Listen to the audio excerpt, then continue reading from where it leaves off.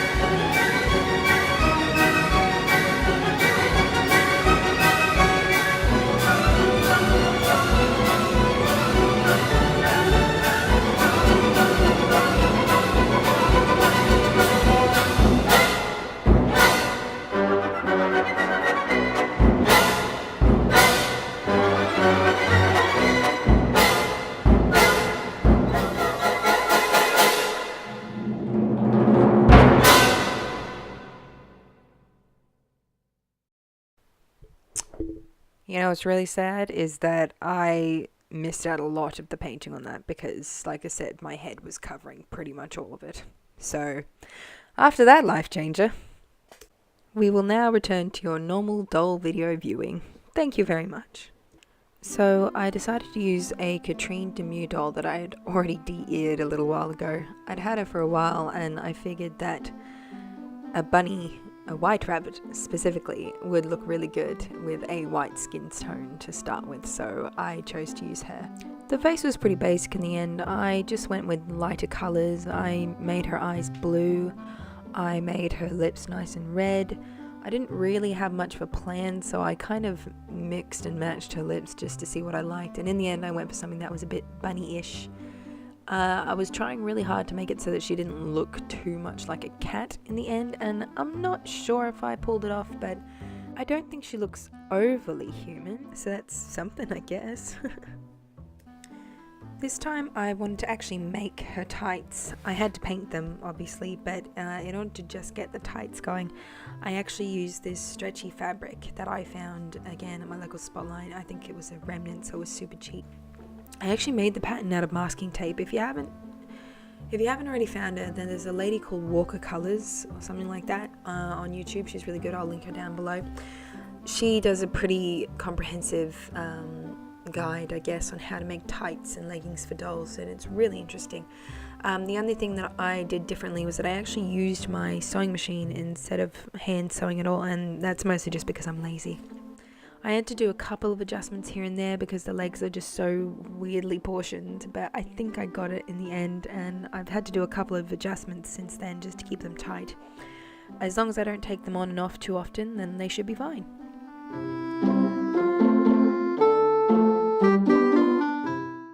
I also learned how to make wig caps. If you're curious, I recommend Mozekyto's videos. She's really good and she's amazing. I used Mod Podge instead of PBA though, because Australia doesn't really have a glue, or we only get the stuff for making slime. I planned to glue the wig cap actually onto her head in the end anyway. It was just getting too heavy once I actually glued the hair to it. I mostly just had the wig cap, so if I made a mistake I could make multiple wigs. Something I definitely recommend. Once you attach to the head, it's kind of hard to get it off without ruining everything else.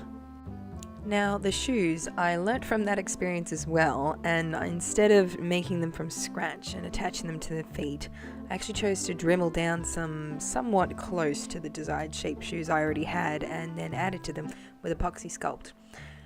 And you guessed it, more painting! Surprise! Oh, and I added some fabrics to make the bow too, because variety. Now, the hat was interesting because I had no idea what I was doing and just kind of winged it. So I used cardboard as a base and then used masking tape to roll up and to make the puffy looking brim.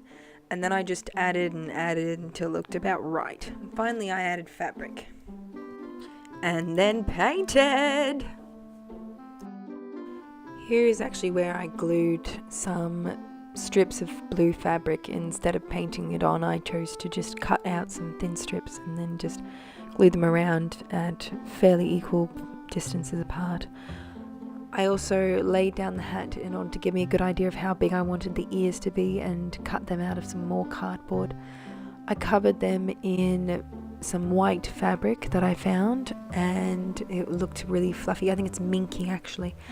And then I painted some more cardboard that I cut out that was slightly smaller than the other rabbit ears and made them pink and glued them on the inside. The gloves and armbands were tricky, but I think I botched it and improvised enough to kind of pull it off. This is a painting method I like to call, I'm too lazy to pull out my paintbrush, I'm just going to dip it in instead. I chose to paint the white fingerless gloves on instead because, I mean really, fingerless gloves? On these bitty little fingers? Yeah, not happening. I'm not making those out of fabric. I then glued the little handbands, armgloves, whatever. I then glued them down and used a pearl pen, which is kind of like a 3D paint pen, just to make the little buttons on the side. Aren't they sweet? And don't get me started on the neck frills. They were somewhat planned. They're not perfectly accurate, but for the size ratio, I'm pretty satisfied. As you can tell, I used a lot of fabric glue for this particular project. For the frills, I just wanted them to go around the neck and I wanted it to be a sort of necklace. So I used some glue on the top and stuck them down, and I had to actually twist it a little bit in order for them to eventually flare out once the fabric twisted around the neck itself.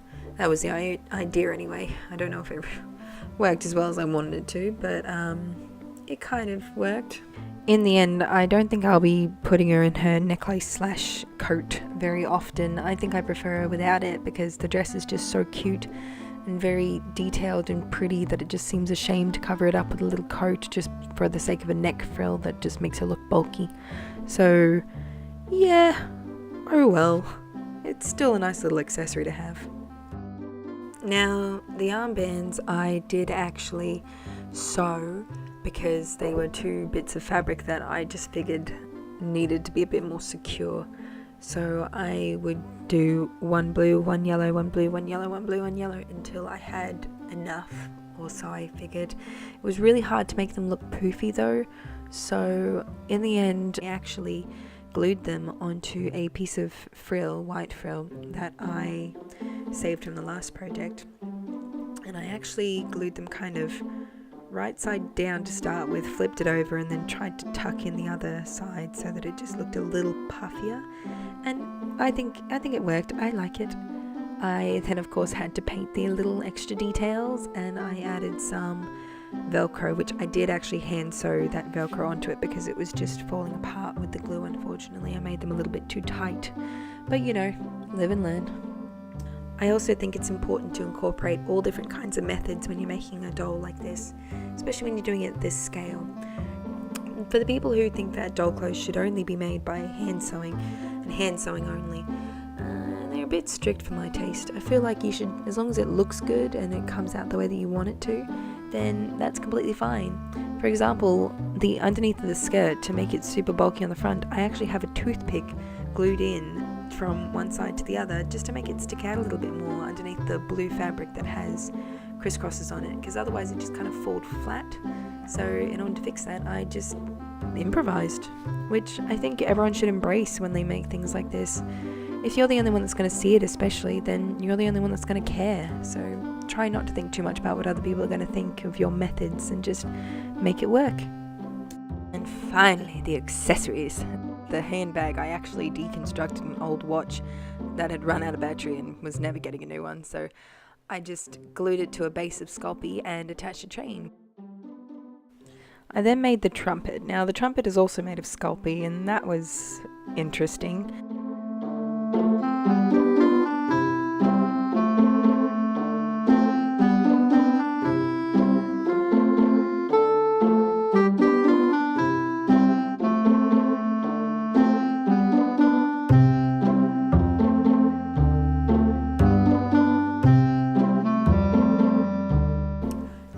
Here I actually tried to kind of connect them using some sculpy that hadn't been cooked yet, and then cooking it in order to see if that would connect them a little bit easier.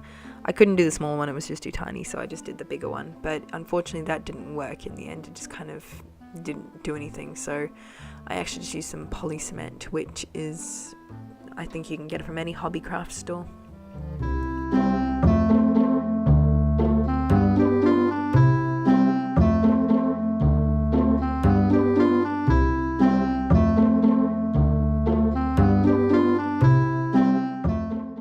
Then I actually had a little flag pole-ish thing, kind of a little flag to go over the trumpet, which I also painted.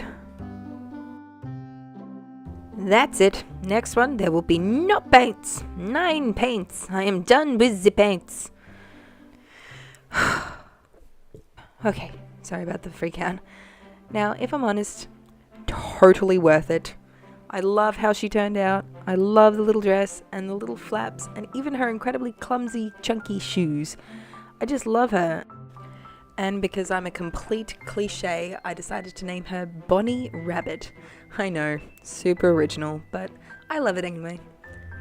So, what do you think? Was it worth the wait for the missing march? Do you think it was worth all the painting? I know I didn't go too far into how I made the dress, and mostly it's just because it was really similar to the last one I did, so I figured it was worth showing other parts a bit more. There was also a lot of painting that, like I said, was off screen because either my head was covering it or I ran out of battery on my camera. There's many reasons, and I'm sorry about that, but it just kind of happens. And like I said, I'm planning to get a little bit better in how I actually go about filming these, so we'll see what happens. Hopefully I'm not sick next time I actually try to do a voiceover. Okay. If you enjoyed the video, then please feel free to leave a like and or subscribe. And if you leave a comment, then I will love you forever, and I promise to heart it, except unless it's a mean one, in which case I'll just ignore you. Thanks so much for watching. See you next month.